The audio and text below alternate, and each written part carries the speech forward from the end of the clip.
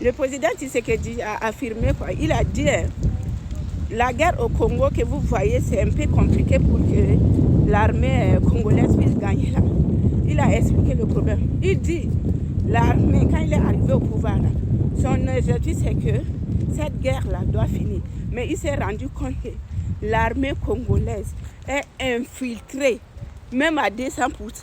Et il dit la faute de cette infiltration-là, ça a commencé par quoi? Par les métissages, les mixages.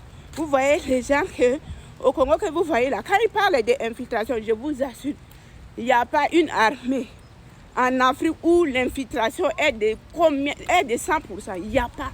Il n'y a pas. Donc, comme vous voyez au Congo là, même si aujourd'hui, l'armée congolaise planifie une attaque, c'est les mêmes personnes, l'armée là, qui va les trahir. Ils vont donner toutes les positions parce que dedans, c'est des infiltrés. C'est des gens qui n'aiment pas le Congo. Au Congo que vous voyez les gens que... Deux fois, j'apprécie beaucoup la décision du Gabon. Là. Vous voyez, au Congo, par exemple, il y a des Congolais qui se marient deux fois avec les Rwandais. Et quand ils se marient avec les Rwandais, vous allez faire des enfants. Et l'enfant là va grandir. Et au fur et à mesure, deux fois, ça peut arriver que l'enfant même va soutenir le Rwanda que le Congo. C'est ce qui se passe au Congo, c'est une réalité, c'est pas moi qui affirme, mais vous pouvez aller faire les enquêtes et vous allez voir que c'est comme ça. Donc au niveau de l'armée là, au lieu que l'armée même soutienne le Congo, mais la plupart sont des infiltrés. Des infiltrés, c'est eux-mêmes qui donnent la position de l'armée congolaise. Voilà pourquoi c'est vraiment compliqué. Ce serait très difficile pour que cette guerre-là, l'armée congolaise puisse gagner. Donc il faut réformer l'armée.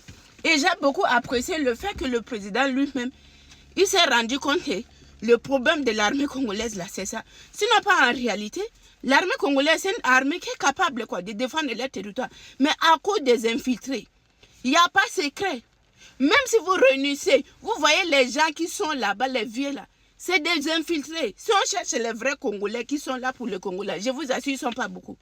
Donc aujourd'hui, pour que l'armée congolaise puisse avancer là, vraiment là, je ne sais pas, peut-être, il faut, comme je dis là, il faut réformer l'armée quoi. Non, il faut choisir qui peut être dans l'armée congolaise. Sinon pas, ce n'est que des infiltrés jusqu'au haut rang. C'est une vérité. Quand je vais dire ici, ils vont venir m'insulter. Mais vous savez que c'est la vérité. Il n'y a pas une armée en Afrique qui est infiltrée comme l'armée congolaise. Il n'y en a pas. Tous c'est des traîtres. Dans une armée, dans un pays où l'armée est infiltrée, mais c'est fini. C'est fini. Oui. Même vous voyez au Mali, hein, au Mali là, pour Mali, c'est pas que, bon, c'est pas des infiltrés quoi. Et c'est la même chose quoi. Mais pour le Congo là, ça dépasse le Mali. Hein.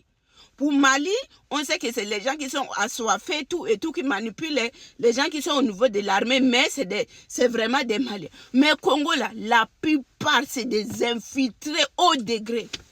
C'est ce que vous voyez. Donc ça serait très difficile que vous voyez l'armée congolaise se lève un jour dit que je vais gagner cette guerre-là. Si c'est pour gagner, là, il faut éliminer tous ces infiltrés, mais ça serait difficile. Parce qu'ils sont pénétrés dans le gouvernement, que ce soit dans l'armée jusqu'au bout. C'est ça même.